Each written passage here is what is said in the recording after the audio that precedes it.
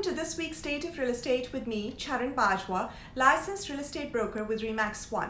Today is July 6th, the Monday after America's Independence Day, and I hope all of you had a good time celebrating with family and friends. We are here kicking off another week in this post-pandemic, crazy, unpredictable world. Many of us are still suffering from the deep economic crisis almost 4 months after its origination. So New Jersey's Governor Murphy has extended the public health emergency for an additional 30 days. Outdoor gatherings can now have up to 500 people, whereas indoor gatherings are limited to 25% of capacity with a maximum of 100 people. One of the most encouraging news in this week's State of Real Estate is about employment. According to the U.S. Bureau of Labor Statistics, the economy added 4.8 million jobs last month, with unemployment falling to 11.1%.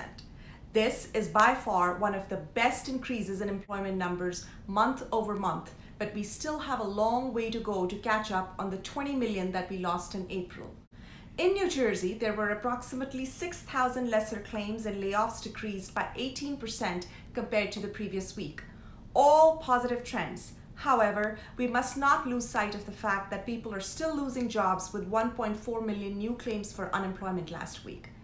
Our economy is in an official recession. However, there are several positive and shocking trends we're experiencing, especially in the housing sector. Standard & Poor just released its Case-Shiller Home Price Index report for April 2020, and according to its National Home Price Index, in spite of a complete economic shutdown in April, prices for existing homes rose 4.7% compared to April 2019. This was the highest 12-month gain since December 2018, continuing 9 consecutive months of steady increases. New Jersey home prices rose 6.2% in May. This increase could be attributed to the tight supply of homes amidst strong buyer demand because of record low mortgage rates, increasing buyer affordability.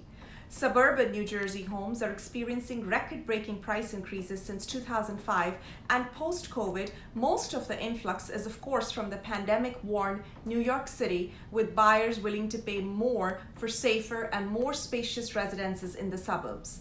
Last week's Realtor.com's housing report shows that the national inventory is continuing on a steep downward trend, with a 27.4% drop year over year in June.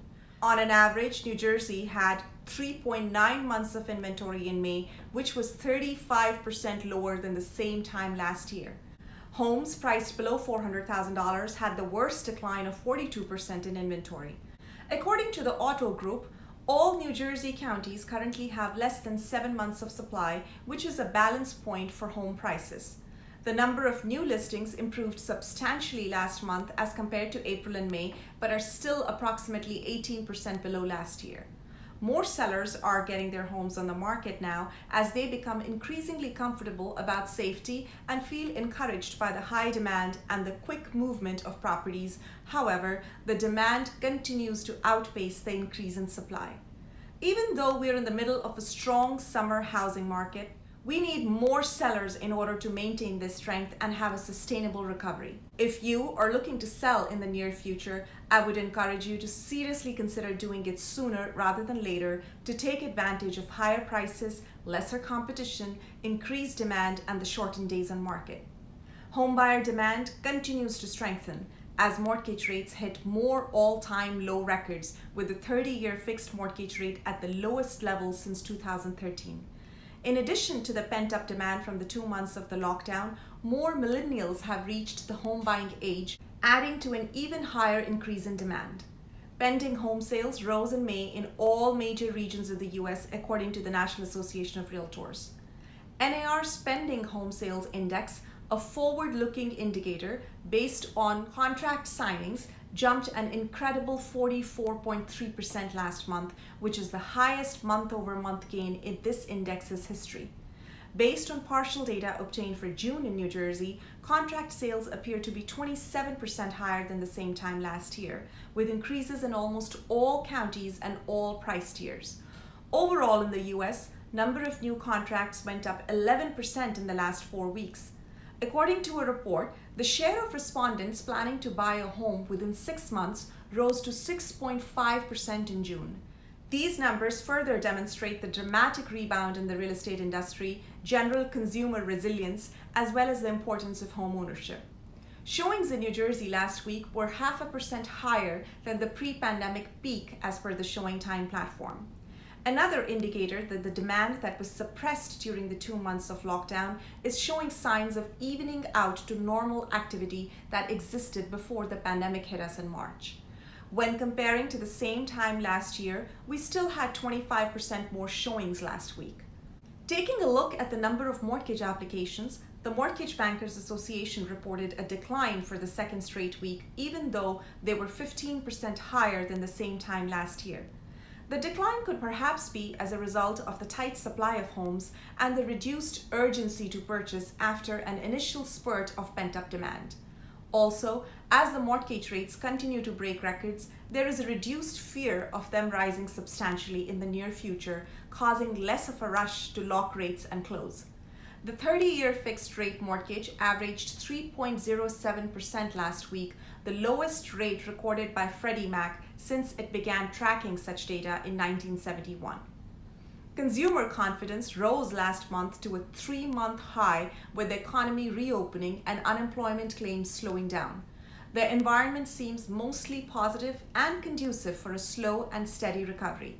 We cannot lose sight of the fact that our home, community, neighborhood, and the town we live in play an extremely vital role in our lives.